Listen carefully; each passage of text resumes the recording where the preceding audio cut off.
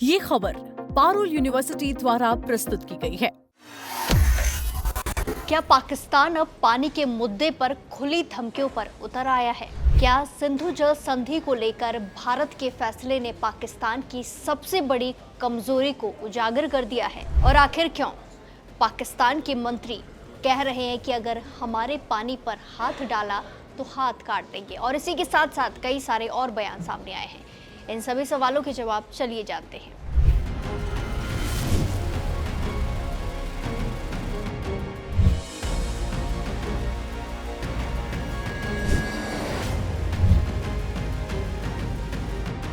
पिछले कुछ दिनों से पाकिस्तान लगातार सिंधु जल संधि को लेकर बयान पर बयान दे रहा है।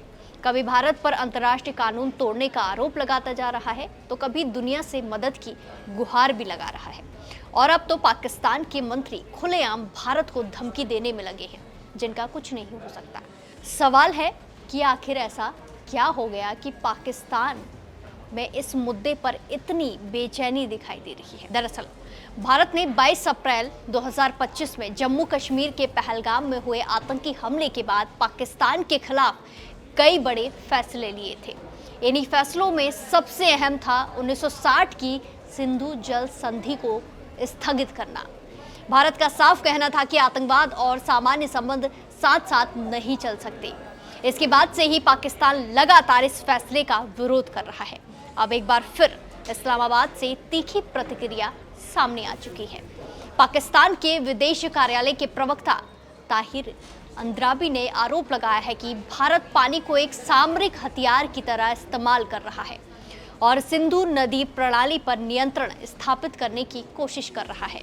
हम सिंधु जल संधि को स्थगित करने और पाकिस्तान के हिस्से के वैध प्रभाव में बाधा डालने के लिए बेबुनियाद आतंकवाद के आरोपों का सहारा लेने की भारत की कोशिशों को अस्वीकार करते हैं। इतना ही नहीं, ताहिर अंद्राबी ने यह भी कहा कि पाकिस्तान के हिस्से के पानी को रोकने के लिए भारत आतंकवाद के आरोपों का सहारा ले रहा है। हालांकि भारत पहले ही साफ कर चुका है कि आतंकवाद के खिलाफ उसकी नीति स्पष्ट है और यही वजह है कि संधि फिलहाल स्थगित रखी गई है।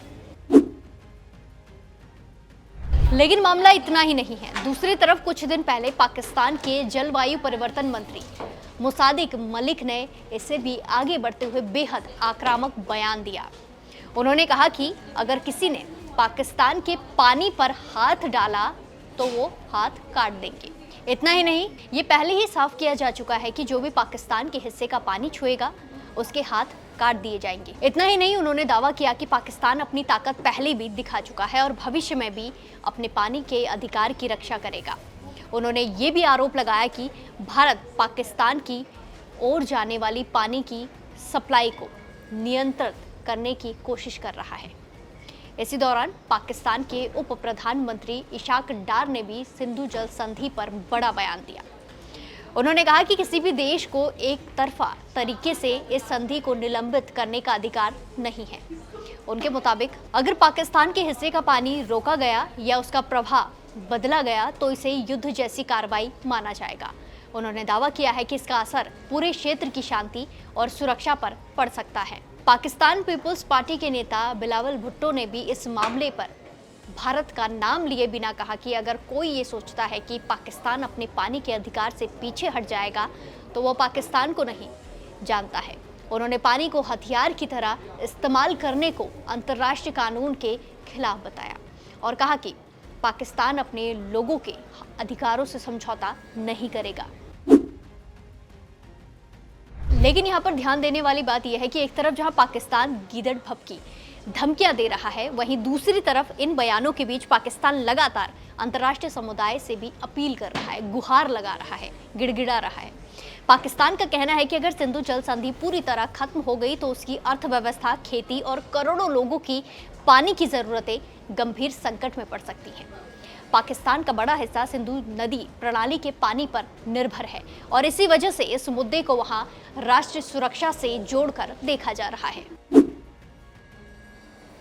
अब अगर सिंधु जल संधि की बात करें तो ये समझौता 1960 में विश्व बैंक की मध्यस्थता में भारत और पाकिस्तान के बीच हुआ था।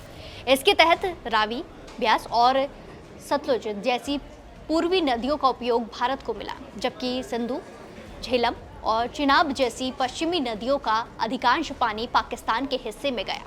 सीमित सिंचाई और इसी के साथ साथ जल विद्युत परियोजना बनाने का अधिकार भी मिला हुआ है। गौर करने वाली बात यह है कि 1965, 1971 और 1999 जैसे युद्धों के दौरान भी ये संधि लागू रही थी, लेकिन पहलगाम आतंकी हमले के बाद भारत ने पहली बार इसे स्थगित करने का फैसला कर लिया, जिसे दोनों देशों के रिश्तों में एक बड़ा मोड़ माना जा रहा है। भारत की ओर से पहले ही स्पष्ट किया जा चुका है कि जब तक पाकिस्तान सीमा पार आतंकवाद के खिलाफ भरोसेमंद और ठोस कदम नहीं उठाता, तब तक सिंधु जल संधि बहाल करने का सवाल ही पैदा नहीं होता है।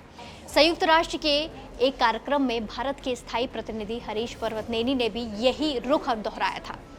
इन सब के बाद सबसे बड़ा सवाल यही है, पाकिस्तान लगातार इतने तीखे बयान क्यों दे रहा है? देखा जाए तो पाकिस्तान की कृषि, सिंचाई और पेयजल व्यवस्था का बड़ा हिस्सा सिंधु नदी प्रणाली पर निर्भर है। ऐसे में इस मुद्दे को लेकर वहां सरकार पर भी भारी दबाव है। यही वजह है कि एक तरफ पाकिस्तान भारत पर अंतर्राष्ट्रीय कानून तोड़ने का आरोप लगाता जा रहा है और दूसरी तरफ दुनिया से समर्थन मांग रहा है, और साथ ही वहां के नेताओं के जरिए कड़े बयान भी देखने को मिल रहे हैं।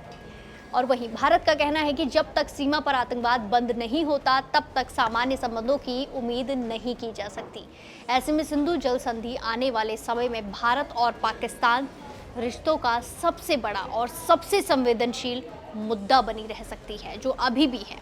अब देखना होगा कि आने वाले दिनों में दोनों देशों के बीच बातचीत की कोई नई पहल होती है या फिर जो चल रहा है ये विवाद और ज़्यादा गहराता जाता है। फिलहाल इस पूरे मामले पर आपकी क्या कुछ राय है, कमेंट्स में ज़रूर बताएं और बाकी देश और दुनिया की तमाम बड़ी अपडेट्स के लिए जुड़े रहिए दैनिक जागरण के साथ। नमस्कार।